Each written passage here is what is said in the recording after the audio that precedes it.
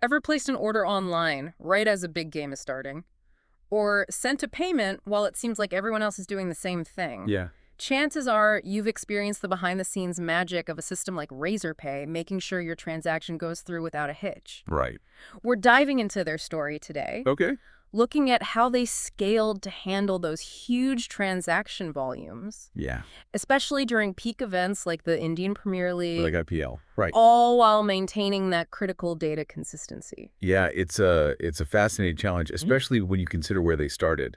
Razorpay, like a lot of startups, began with what we call a monolithic architecture. Okay. So essentially one big PHP application managing everything with data stored in a MySQL database. A pretty classic approach, right? Like you're prioritizing speed, agility in those early stages. Exactly, exactly. But, and this is key, especially in fintech, speed cannot come at the expense of accuracy. Right. Imagine, money just disappearing because of a system error. Not an option. Absolutely not. So how did they ensure that rock-solid data consistency early on? So they really relied on the strengths of that monolithic structure.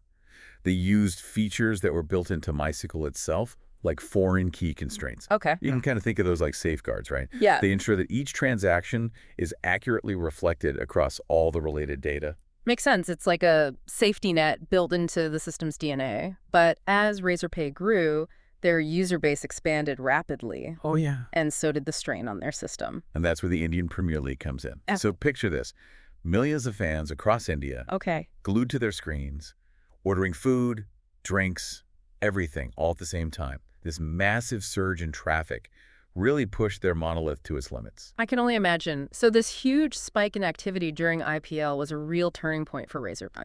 What kind of issues started to crop up? So primarily bottlenecks related to their database connections. Their system, right, which was optimized for speed, used PHP, it just wasn't really equipped to handle that massive influx of requests all at the same time. And this unfortunately led to, some payment failures. That sounds like a nightmare scenario for any company, especially when you're dealing with people's money during such a major event. Yeah. So what did Razorpay do to address this?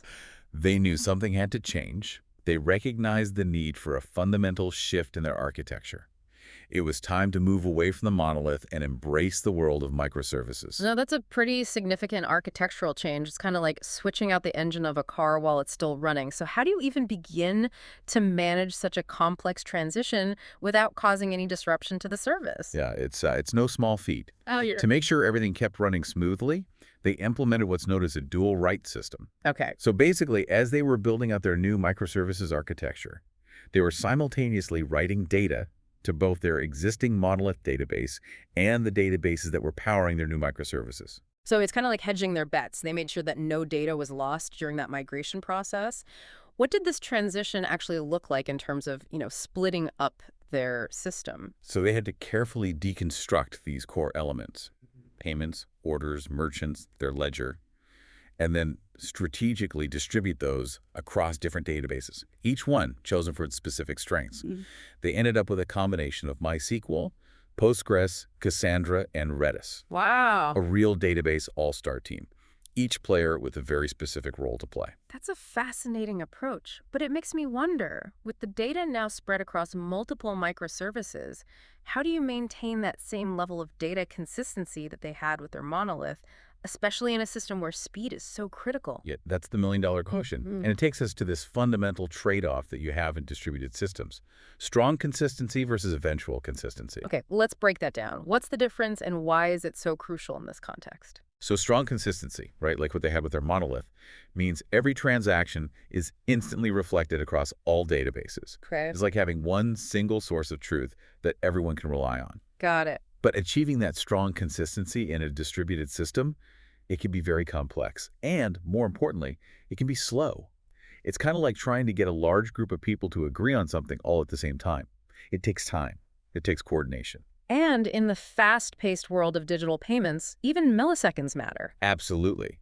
And that's why Razorpay made the strategic decision to embrace eventual consistency, particularly for those operations that were related to updating merchant balances. So not about money disappearing, but about accepting a slight delay in when everything syncs up perfectly. Precisely. They found that sweet spot. where they could maintain that speed and responsiveness that users expect without compromising the overall accuracy and reliability of the system. But of course, this approach came with its own complexities. No, it did, yeah. They realized they needed more than just accepting a delay. Yeah. They had to have ways to guarantee that data would eventually become consistent. And that's where they came up with this really clever thing called the outbox pattern. Outbox pattern. Okay, I like where this is going already. So what's the idea there? Okay, so imagine this.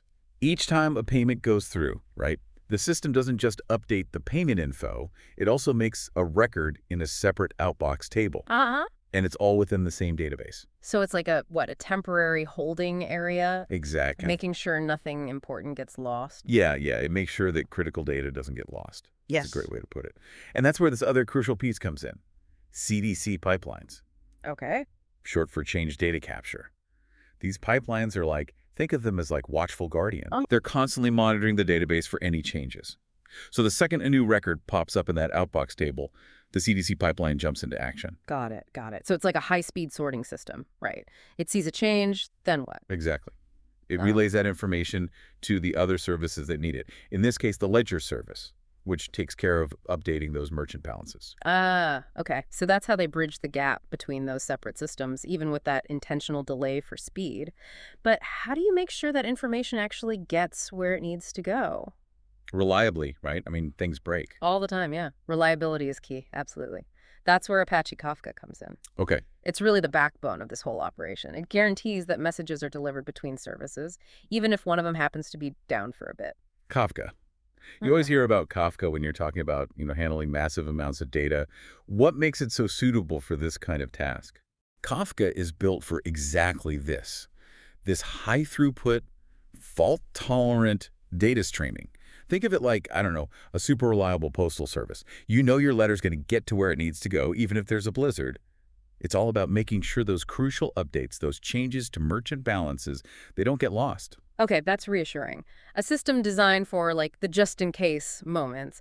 But this whole CDC pipeline, the Kafka messaging, it's all happening asynchronously, right? So there's that tiny gap where things aren't updated across the board instantly. Didn't we say Razorpay couldn't afford to have any discrepancies, even for a short time? That's a really good point. You're right. And while they have gone with eventual consistency for speed, they also put in this really smart two-way handshake to be extra sure. Two-way handshake. So it's like a digital confirmation. Tell me more. It's pretty elegant, actually. The payment service sends the data through Kafka, but it doesn't just assume it made it. The ledger service, once it gets and processes that data, it sends an acknowledgement right back to the payment service to let it know. So it's not just a one-way data dump. There's a system of checks and balances built in, right? Making sure nothing slips through the cracks. This is starting to sound like, Razorpay has a backup plan for their backup plan. That is a fantastic way to put it. That's exactly right. They've layered their approach to redundancy to safeguards. And that's crucial because, things happen. Right. Even with the most well-designed systems. Yeah, it seems like anticipating those edge cases, those moments when things don't go according to plan, that's a core part of Razorpay's approach. Yeah, definitely. They know that building at this scale isn't just about, stopping errors. It's about what happens when they do. Right. Having things in place to catch them and fix them fast. So it's not if, it's when. Can you give us an example, like a real-world example of when these safeguards actually kicked in? Yeah, so there was this one incident that really shows how important this layered approach is. And it came from a database deadlock, a kind of a tricky situation where different processes are trying to use the data at the same time. Well, and they basically get stuck, right? It creates this bottleneck. A deadlock. That sounds bad. How does something like that even happen? It's complicated. It's a few things all at once, really. The timing of the different processes, some logging issues in the database that no one expected.